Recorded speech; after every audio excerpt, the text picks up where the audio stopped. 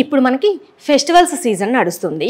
ఇప్పుడు మనకి main festivals ప్రతి ఒక్కరికి కూడా క్రిస్మస్, న్యూ ఇయర్, సంక్రాంతి ప్రతి ఒక్కరు కూడా మనం తీసుకునే ఈ ఫ్యాబ్రిక్ సెలక్షన్స్లో ఒకటి కంపల్సరీ పట్టు శారీ ఉండాల్సిందే. ఇప్పుడు ప్రతి ఒక్కరు కూడా పట్టు శారీస్ని బాగా ప్రిఫర్ చేస్తున్నారు.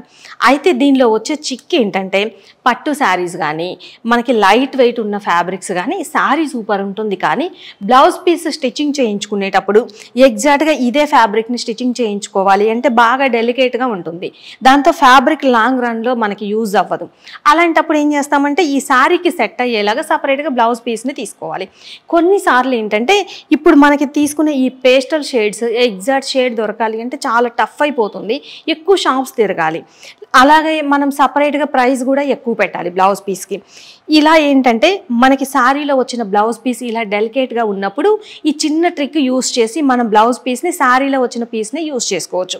అది ఎలా అంటే మనకి ఇప్పుడు ప్రజెంట్ అయితే బాగా అవైలబుల్గా ఉంటుంది లైక్రా ఫ్యూజింగ్ అని చెప్పి ఇలా ఉంటుంది. దీంట్లో మనకి వైట్ అలానే బ్లాక్ కలర్స్లో అవైలబుల్గా ఉంటాయి. బాగా డెలికేట్గా ఉన్న ఫ్యాబ్రిక్కి ఈ లైక్రా ఫ్యూజింగ్ పెట్టి ఐరన్ చేసేస్తామన్నమాట. అంటే ఇది వచ్చేసి ఒక డెలికేట్గా ఉన్న ఫ్యాబ్రిక్, దీనికి ఇలా లైక్రా ఫ్యూజింగ్ పెట్టి ఐరన్ చేసాం.